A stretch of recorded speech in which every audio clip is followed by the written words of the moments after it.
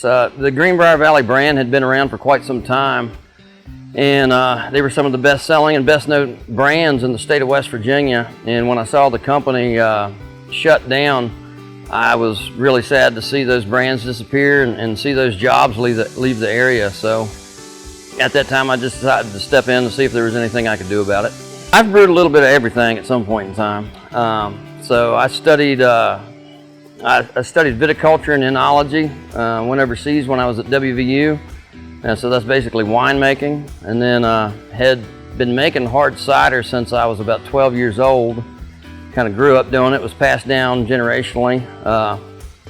And I've made a lot of mead. I've helped do some home brewing with beer, and I also studied distillation as well. So there's not much about fermentation and alcohol production I haven't had some involvement in.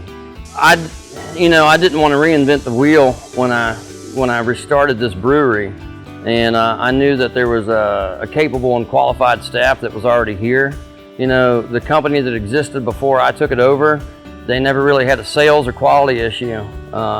So I knew that there were capable people here on hand, and so before I actually ever got involved in a bidding process or purchase process, I made sure I had a crew beforehand. I wasn't going to come in here and start from scratch.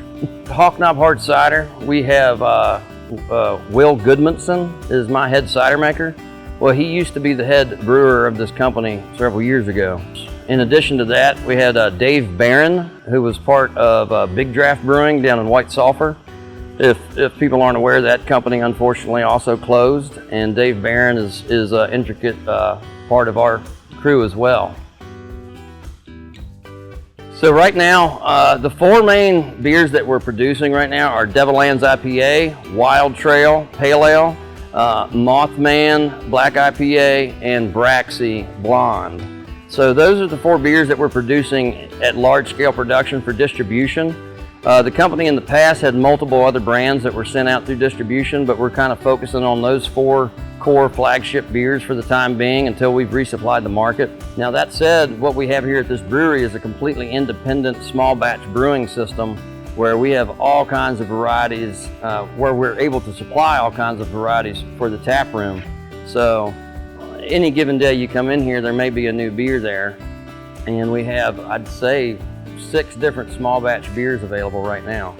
Realistically speaking, we're already available throughout the entire state of West Virginia. Should be available in all retail stores, and if somebody doesn't see it in the store they'd like to see it in, we'd love to know about it. That said, we just started brewing the beer. I started this project months ago with the purchase process and whatnot, and then the licensing and everything else had to follow after that. So we've only really been brewing beer for about 2.5 months at best. And so we're still in a phase where we're resupplying the state, and we're not even quite to a point that we're able to keep up with the orders coming in yet. So I'm sure there's some nooks and crannies that haven't been filled yet. Learning new things about how to manage, but at the end of the day, it really comes down to the crew that I have. I wouldn't be able to do this without the absolutely stellar crew and team members that we have on here. So it's the fact that I have them that I'm able to do it. Tap room's open Wednesday through Sunday. Wednesday through Friday we are open 3 to 9, and Saturday and Sunday noon to 9 right now. It should be for the foreseeable future.